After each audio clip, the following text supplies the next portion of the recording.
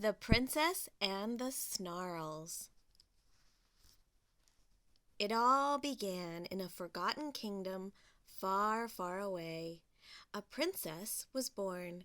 She was named Rosanna Michelle Amberina Alexis Emeralda Green. And, like her 7 brothers and 3 sisters, she had thick amber red hair and eyes as green as emeralds. A week after Princess Rosanna arrived, there was the usual royal celebration for the whole kingdom. The tiny princess received the predictable presents of blankets, toys, clothes, a sled, a brown pony, dolls, a castle dollhouse, a trampoline, stuffed animals, and a polar bear sleeping bag. The kingdom's wise old wizard gave the little princess a full library of classic books and a love of reading. The most amazing present came from the kingdom's 4 fairies. Selina was a mermaid with silvery green hair, and she suggested they give the little princess luxuriously long locks. Okessa, the woodland fairy, was a practical fairy with 2 long dark braids. She added easy-to-comb hair so the princess could climb trees, ride horses, and swim with no bother at all to her hair. Melissa, the meadow fairy, wanted the princess's hair to shine while she picked wildflowers and carried her pet lamb around country fairs. Citrella, the city fairy, insisted the hair be naturally curly. She contributed a huge trunk of ribbons, headbands, and styling mousse. With that, the 4 fairies wove their ideas into a magical spell that looked like an embroidered hair net. The fairies bestowed their present on the tiny princess, while the celebration of strolling musicians, games, and feasting continued well into the evening. Lanterns and lights began to glow as the sun lowered. The sunset was magnificent, but no one noticed it because of the noise and excitement, and no one noticed a strange gray cloud that blew across the sky and disappeared into the deepening dusk. The young princess's hair did indeed grow rapidly and full. As she grew from a baby to a little girl, her hair went from ringlets to waves. At night it took 2 ladies-in-waiting, instead of just 1, to brush and braid her hair, and 2 were needed in the morning to style it. By summer it took 3 ladies. Rosanna was learning patience. With a growing kingdom and 11 children to raise, the king and queen were very busy with royal business, school lunches, after-school sports, piano lessons, ballet lessons, sleepovers, holidays, ski trips, inside pets, outside pets, and 1 child who needed enormous quantities of shampoo and conditioner.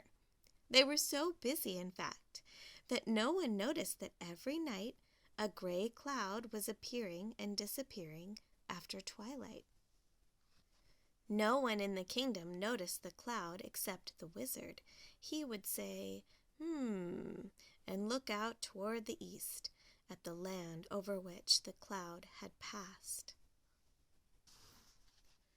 And then, one early autumn morning, the princess began to cry.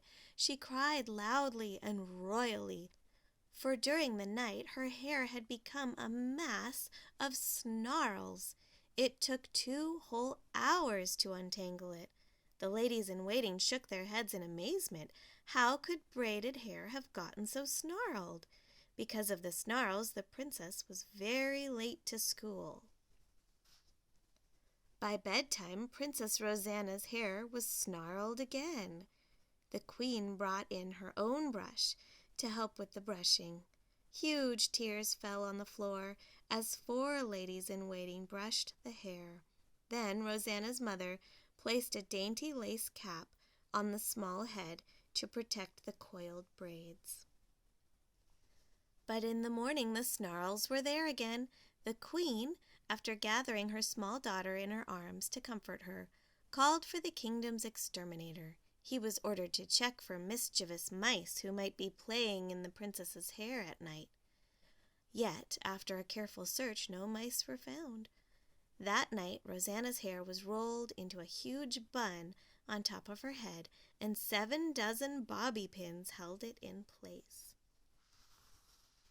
When she awoke, however, the terrible tangles were back, and the pins were scattered all over. She found them under the bed and carpet, inside her dollhouse and books, and on the windowsill. That evening, a sobbing Rosanna marched up to her daddy to see if he, being the king, could do something about her hair. The king bravely and gently began brushing. 2½ hours later, the exhausted king wrapped her hair into a sloppy cinnamon roll, his version of a bun. Then, hoping for the best, he tucked his littlest girl into bed with stories of how he used to brush his royal steed's tail when he was a young prince. But that never included pins and buns, he warned. Alas, the snarls persisted, and the tears flowed. Finally, the frustrated queen could stand it no longer. She commanded the 4 fairies to come at once. The fairies were shocked when they saw the princess. The once shiny amber locks now hung below her knees in a mass of knots that would have made a fine eagle's nest. The fairies became snarl busters and quickly went to work combing and untangling. At bedtime, the fairies assured the queen that they would sit by the princess all night and discover what was causing the horrible snarls. The 4 fairies told the princess adventure stories about all of her stuffed animals until she reluctantly drifted off to sleep. While 2 fairies slept and 2 stayed awake, nothing at all happened. But as the castle tower clock struck 2, the strange gray cloud passed over the castle and shut out all the moonbeams that streamed through the palace windows. Instantly, everyone still awake in the castle, including the 2 guarding fairies, fell asleep. Meanwhile, far beyond the kingdom's borders, inside a crumbling castle, sat a wrinkled old fairy. With a brush of cactus needles, she twisted the strands of a rope into thousands of knots and snarls. A mean smile creased her face as she muttered a spell. Damaged tresses, snarled split hairs, ruin the child's curls unawares. Nasty knots, firm and tight, spoil her hair this very night. Then, with outstretched bony arms, she beckoned the dark cloud back to her castle and closed the warped shutters. Down the tower stairs the old fairy clumped to her potion room. The crotchety fairy didn't mean too much harm. She just loved causing a commotion. Making snarls of beautiful princesses' curls was much more fun than tangling fishermen's nets or muddying streams or causing sudden storms to ruin crops. She wondered if there was time to stir up more trouble before sunrise. She glanced at her dusty cookbooks. Then her face brightened as it occurred to her that she had just enough time to ruin a batch of the town baker's donuts. Meanwhile, the fairies awoke in horror to the tangled hair and wondered how they could have fallen asleep. They alerted the others. As they all stared at the princess in amazement, Okessa suggested they fly to the wizard and ask his advice. As the sun rose, off the 4 fairies fluttered, scurried, and sort of swam through the air to a cozy cottage in the woods. The wizard spoke first before they had a chance. The little princess's ruined hair is a pity. It's a greater pity that Hesperia is casting spells outside her territory. The 4 fairies gasped in astonishment. Hesperia, that dumpy pest of a fairy, was the cause? The wizard continued, We must all resolve her pranks once and for all. The fairies nodded. Tonight I will send Elmer my owl to see what her method is. Then we can get rid of that bothersome cloud. Again the fairies nodded, but each wondered what cloud the wizard was talking about. That evening, as the stars began to glitter in the sky, Elmer flew off to the neighboring land. By midnight he was precariously perched on a ledge above Hesperia's tower bedroom window. He watched as the shutters flew open, and Hesperia leaned out and hoarsely hollered her spell.